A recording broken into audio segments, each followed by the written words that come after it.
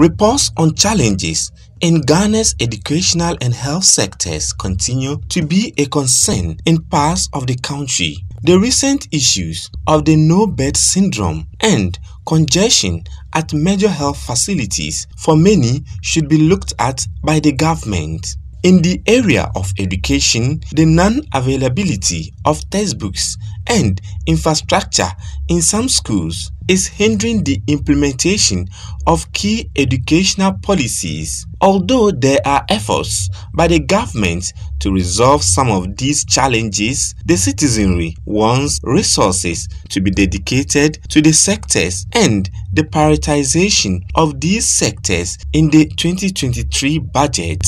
Water and sanitation, because water and sanitation is an issue that if you have a good sanitation, good water resources, I think health problems will be minimized. And when health problems are minimized, it means little people will be going to the hospitals. Then there won't be pressure on the hospitals and the health facilities. So one area that I expect is water and sanitation. And the other one is on education, because when the general population is educated, it will also help to reduce diseases. I'm of the view that government should critically be looking first at health, right? Because health is the area that when the people in the country are healthy, other things can go on in terms of development. So they should be able to, pump in a lot of money, allocate a lot of money into health, allocate a lot of money into water and sanitation. You saw it in the presentation.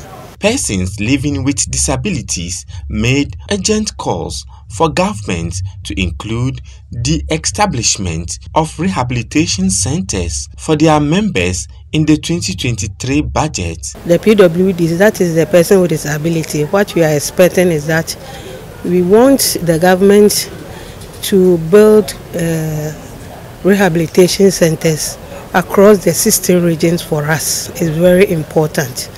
And also, they should train the entrepreneurs, a person with disability with entrepreneurs, to get skilled, and also they should put money or grants into our businesses. That will help us. So that we can also be okay with what we are doing. The forum by Send Ghana brought together civil society groups and other identifiable groups to make inputs into the 2023 budget statement. Going up, so what we do is we sensitize citizens on the budget process, which gives them an idea that yes, there's an opportunity for them to contribute their views into the budget. Before we started this work, we realized that there was little interest because they did not even know that there's an opportunity for them to make input into the budget. They see the budget as politicians sitting somewhere and just coming up with their ideas, but we've brought their minds to the fact that yeah, there's an opportunity that citizens have to make input into the budget. And between now till I think next month, they will be collecting all the inputs, which the Ministry of Finance hopefully will be calling us very soon for us to present to them.